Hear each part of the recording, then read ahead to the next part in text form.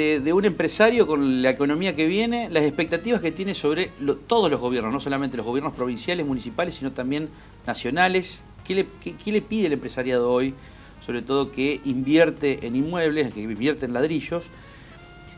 ¿Y cuál es la sensación de la economía que viene? Con cepo, sin cepo, todas esas promesas que se van dando, digamos, de los candidatos presidenciales. Gracias, Javi. Gracias, Javier. Gracias, bueno, yo quisiera primero arrancar con el tema del fideicomiso, porque hoy ya es una realidad. Han crecido muchísimo con esto desde que me has hablado por primera vez de este concepto, pero me gustaría que, bueno, va a haber muchísima gente que en el centro norte de la provincia de Santa Fe y en Entre Ríos nos está viendo y podamos acercarle este proyecto. De acuerdo. Para la trayectoria de Pilaí, la transformación de su producto en un fideicomiso financiero es un paso adelante muy importante. Mantiene el producto la esencia de ese sistema Pilaí tan exitoso que ha logrado tener 27.000 inversores, lo que nosotros comercializamos hasta mayo del año 2012. Pero en el año 2012 nos dimos cuenta que por el volumen que había cobrado el producto, era necesario, y sobre todo teniendo presente que en nuestra estrategia de desarrollo empresario tenemos previsto llegar también a Capital Federal, teníamos que dar una mejora, una vuelta de tuerca, es decir, para poder acceder al mercado de capitales, que en Argentina es un mercado reducido. En realidad, cuando uno ve los esfuerzos de los últimos años, ha habido una intención de las autoridades gubernamentales de dotar al mercado de instrumentos financieros en pesos, para que dejaran de ahorrar tanto en dólares y ahorraran en pesos. En realidad nosotros venimos proponiendo eso desde el año 85. Ahorren en ladrillo, ahorren en pesos, incrementen su ahorro con las subas del costo de la construcción y paralelamente contribuya a un mundo más justo, más desarrollado, al crecimiento de la economía real y a dar trabajo, cosa que no ocurre cuando uno compra una divisa y la pone en una caja de seguridad. Pero ese producto antiguo nuestro no tenía la posibilidad de llegar al mercado de capitales.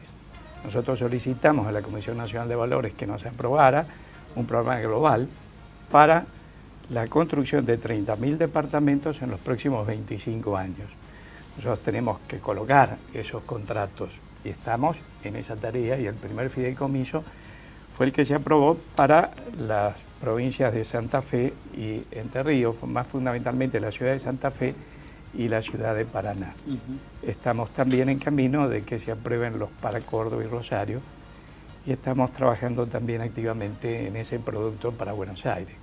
Pero ¿cuál es la mejora? Que aparte del inversor tradicional nuestro que ahorraba en ladrillos, podemos captar los inversores institucionales, tipo compañías de seguro, por ejemplo, tipo cajas de jubilaciones de profesionales que manejan importantes recursos y no encuentran habitualmente un sitio seguro donde invertir. El fideicomiso tiene la virtud de que todo lo que el inversor invierte está respaldado por una propiedad fiduciaria independiente de la del administrador que nadie puede tocar. Por lo tanto, dentro del portafolio de contratos por el cual un inversor puede optar, el contrato de fideicomiso está en primer rango. Arrancamos con algunas preguntas, ¿les parece, Juani? No, ¿por qué invertir en fideicomisos? Digo, hoy la verdad que a ver, uno puede analizar el mercado inmobiliario de distintos puntos de vista. Lo analizo desde el mío. Yo tengo 28 años, tengo trabajo por suerte, gracias a Dios, pero se hace muy difícil acceder a una vivienda por lo que son los montos. Y me pongo también en el lugar de un empresario que dice, bueno, tengo cómo invertirlo, a lo mejor el ladrillo es una buena opción, pero también por qué gastar $100.000, pongamos por poner una cifra, un departamento, para después alquilarlo mucho menos, no es negocio. Digo, ¿por qué invertir en fideicomiso y por qué el fideicomiso por ahí cambia la forma de la inversión a largo plazo en general? Es buena la pregunta y tiene dos perfiles de inversores, ¿no es cierto? Aquel que no tiene todavía su vivienda y aquel que ya la tiene y está buscando una opción para invertir. Yo diría que para dilucidar por qué invertir en fideicomiso hay que pensar en la última crisis mundial y en las crisis nacionales. Nosotros teníamos en el año 2001 3.000 clientes. 3.000. Y yo como abogado trabajé activamente en los recursos de amparo promovidos para que la gente recuperara el dinero que se le había confiscado. Puedo asegurar que hice un estudio de mercado muy profundo de la desesperación de la gente para recuperar el dinero. Los abogados nos habíamos convertido en oficiales de justicia, nos daban esa misión, hasta sellábamos los tesoros en búsqueda de ese dinero que circulaba, no estaba dentro del banco, circulaba en los camiones para que no se pudieran embargar. Claro. Yo recuerdo vivamente cuando el cliente tenía finalmente el dinero delante y tenía la alegría de haber recuperado su dinero, me preguntaba, ¿y doctor dónde lo llevo? Al banco de frente. Yo decía, mira, el riesgo es el mismo.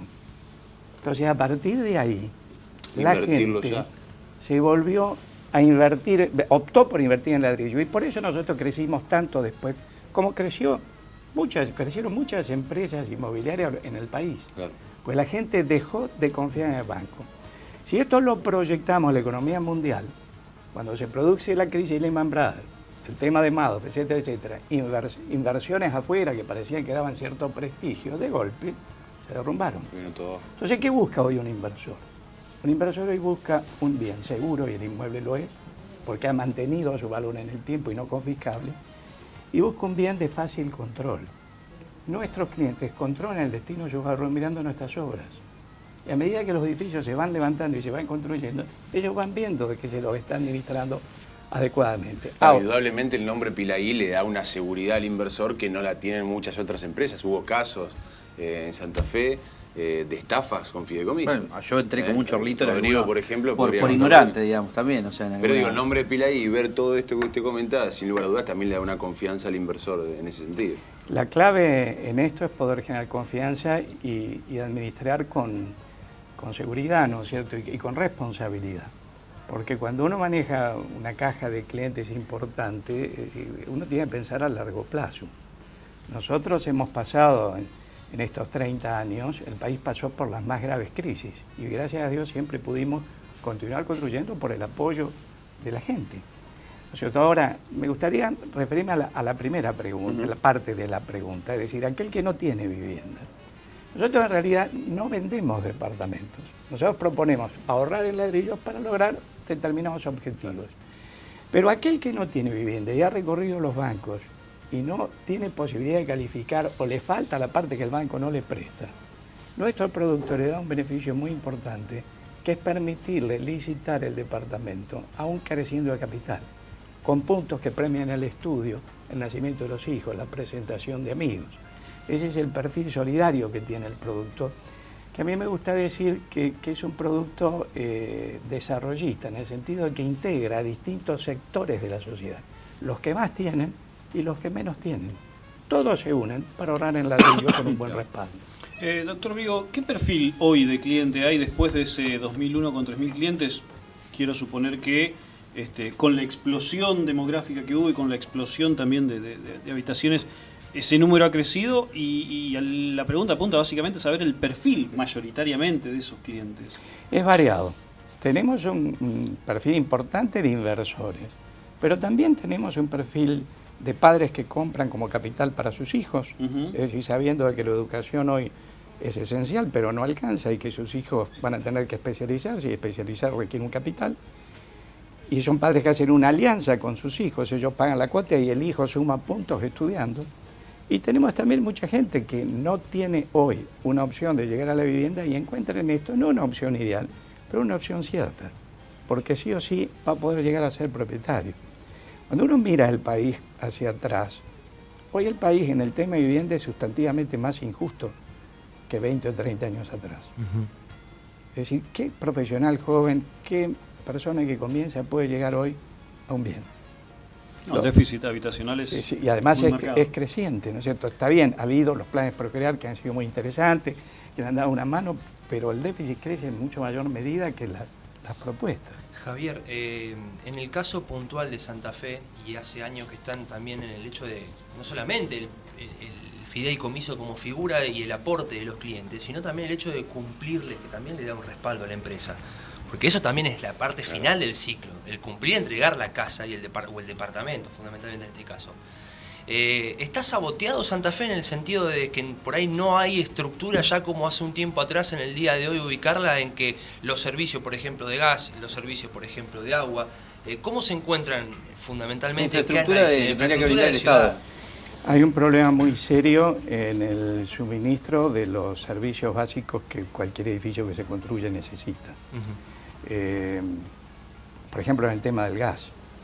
Es decir, ha habido edificios construidos por firmas amigas, ¿no es cierto?, que también están en el mercado, que han estado largos meses sin poder habilitar, es decir, porque no le dan el servicio. Pero es increíble eso, Javier. O sea que, bueno, es como el que la empresa, esta empresa monopólica del servicio del gas, justamente, le ponen una pistola en la cabeza a ustedes para que sí o sí arreglen.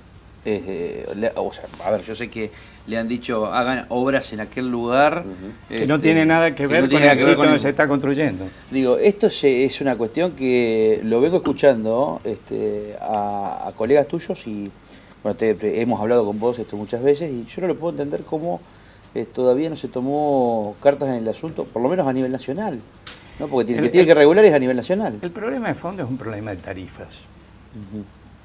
Digamos, yo pienso que si hubiera habido tarifas más reales, es decir, este problema de infraestructura han debido afrontarse, o por lo menos estaría en condiciones de poder exigir. Yo no creo que el gobierno nacional o provincial ignora lo que ocurra en este camino. Pero uno empresario se encuentra con que le dicen, bueno, quiere habilitar este edificio, es decir, constrúyame esta obra en tal sitio y dónela. Entonces, yo sé jurídicamente que podría perfectamente promover un recurso de amparo en ese sentido. ¿No es cierto? Claro, bueno, pero ¿cuánto tiempo? Pero el problema de fondo es la tarifa, es decir, lo que debemos analizar es si la tarifa es o no adecuada. Porque no tiene sentido cobrar una tarifa que no permita darle la infraestructura que la ciudad necesita. ¿Y qué percibís que debe tener o qué le pedirías al próximo gobierno provincial y municipal, y después vamos a la cuestión presidencial, ¿no? De qué percibís también de esta situación de cepo sí, cepo no, como proponen algunos economistas que están detrás de las figuras presidenciales? Yo creo que de una manera prudente y paulatina el cepo debiera desaparecer. No creo que haya contribuido a su objetivo. Siempre recuerdo lo que ha ocurrido con el dólar muchas veces. Es decir, en este periodo del 2001 que uno hablaba, primero se había ido a 4 pesos, después bajó. Digamos, cuando hay reglas medianamente claras, es decir, la divisa tiende a estabilizarse. Yo no creo que sea inteligente mantener por mucho tiempo el cepo. No digo que tenga que sacarse de inmediato, pero sí creo que debería hacérselo paulatinamente. Lo que yo le pido al gobierno nacional y al gobierno provincial son reglas claras. Es decir, Argentina tiene que volver a insertarse en el mundo, tiene que volver a recuperar la confianza en ese sentido. Y bueno, más allá de ideologías y de distintas ideologías, a mí me da la impresión que tenemos mucho que hacer para recuperar la confianza. Desde el default en adelante, ya desde hace unos años, no hablo de que se discute si estamos o no estamos en default, pero el prestigio de Argentina ha quedado herido en el mundo y a uno le duele cuando va afuera, es decir, cómo se habla de nuestro país. Pero, por ejemplo, decir, no haber tenido índices confiables, pienso que le hizo mucho daño. Ahora, bueno, hay una tendencia a irlo normalizando. Se va sincerando un poco. Se va sincerando, eso no es bueno. No es bueno, es decir, en materia de Poder Judicial también es mucho lo que debe mejorarse. Si yo a veces pienso en un inversor extranjero que dilucida si viene o no invertir a Argentina, y bueno, hay muchas cosas que todos los argentinos, porque todos somos hermanos, en definitiva, más allá de ideología, sabemos que bueno, hay cosas que tenemos que mejorar, entre todos. ¿Héctor? No, la verdad que todas las preguntas que a mí se me habían ocurrido fueron zanjadas su respuesta con la palabra del doctor Vigo. Por lo cual yo lo quería sacar un ratito en un tema, pero sí. si está concluido el tema del fideicomiso, si le parece. Sí. Porque el doctor Vigo ha sido un patrocinante legal de un importante número de personas víctimas de lo que fue el robo a las cajas de seguridad del Banco Macro. No estaba previsto hablar del tema, pero ya que lo vi, doctor, es oportuno, me parece también, si quiere, ¿no?, hablar un poco este tema, cómo quedó eso, porque finalmente ocurrió en la ciudad de Santa Fe, fueron aproximadamente 50 cajas las dañadas, las vulneradas. Fue una posición que adoptó el Banco Macro de esconder un lugar vulnerable que tenía dentro de su estructura, a pesar de las alertas del Banco Central en su momento. ¿Cómo está esa situación, doctor? Todos los clientes que nuestro estudio representó llegaron a una solución razonable para poderla calificar. En algunos casos muy cercana al importe que habían depositado y en otros no tanto, pero tampoco una cifra ridícula. Fue una tarea ímproba. Nosotros hicimos muchas medidas en pos de demostrar el incumplimiento de la obligación de custodia por parte del banco. Y bueno, hemos conversado en el programa otra vez, en el programa que usted conduce, sobre esas deficiencias en el sistema de seguridad que confío que serán corregidas para el futuro. ¿Y algunos de sus colegas que tenían la representación de otras víctimas han seguido el camino judicial o han resuelto esto? Tengo conocimiento que, por lo menos, no es un diálogo tan reciente, pero de fines del año pasado, que algunos colegas continuaban litigando. ¿No es cierto? A mí me hubiera gustado llevar hasta el fondo algún juicio.